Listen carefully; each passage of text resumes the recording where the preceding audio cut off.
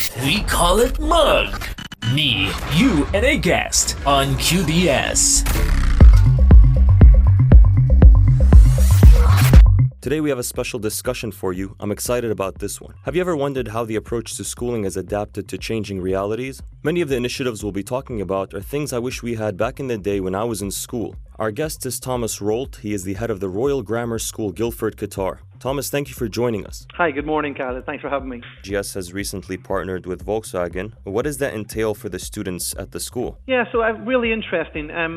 It's important that for me as a head of school that the education that we deliver, it still continues through that. You mentioned Volkswagen, and yes, we're really excited about this initiative. This is an initiative that we started this year with Volkswagen Enterprise, of course, from Germany. Volkswagen are working towards autonomous technologies in Qatar, and they'll be delivering autonomous vehicles and technologies from 2022 and beyond. And it's something that I'm really, really excited to be part of. It allows us to bring our lessons to life. The curriculum that our children, the education our children receive through our curriculum, it comes alive. And that means that if you're taking, for example, design technology lessons or electronics or engineering lessons, what the current challenges are in the real world. And Volkswagen are facing those challenges head on and offering new solutions. And why wouldn't we want to be part of that as a school? If I give you my experience, my previous my experience in teaching was as a technology teacher, and whilst back in the day it was fantastic to learn about woodwork and build traditional products, I think technology has moved on now,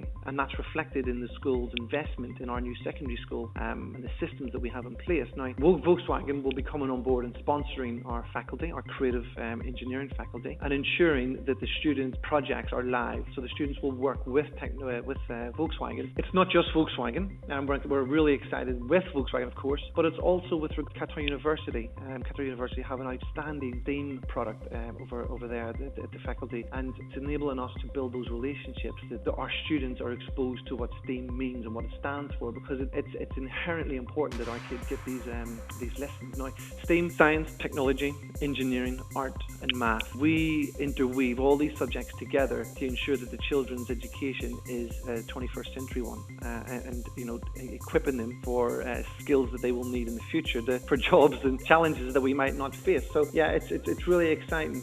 It also reflects Qatar's vision as well, and I want to come back to that because it's driving that 2030 vision of a knowledge-based economy for us, and it's so important.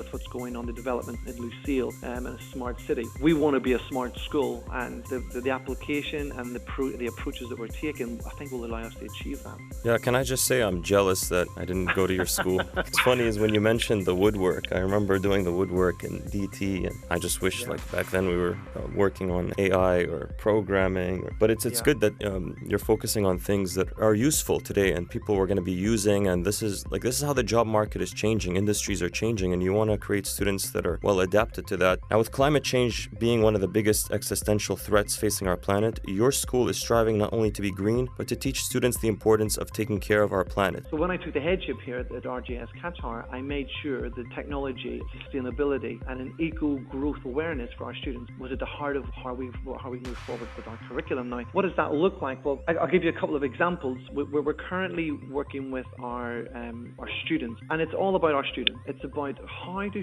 students gain an understanding of what it means to be a global citizen. We take our values from our history and we build them into a 21st century learning environment. The children don't just learn about the ecology of a plant or the ecology of the environment around them. They are immersed in it, and that's what I want to become. That's what I want the RGS to develop into, and we've already started making those strides. Now, it means that the children take responsibility for their curriculum. So they will go outside into our RGS garden and they will take responsibility for that. They will understand, well, why does a sunflower, for example, why does it face the wrong way at the end of the day? Now, you can learn that in a book, but the children go out each day. So each of our classes has been assigned a plant area, a growing area that they make sure is cultivated and harnessed so it can grow and flourish. And that allows the students to really appreciate the ecology and understand it. Now, it then comes back into science lesson, comes back into awareness of how something does need to be taken care of. Ecology does need to be cared for. It's really important that they work together in that process. Now,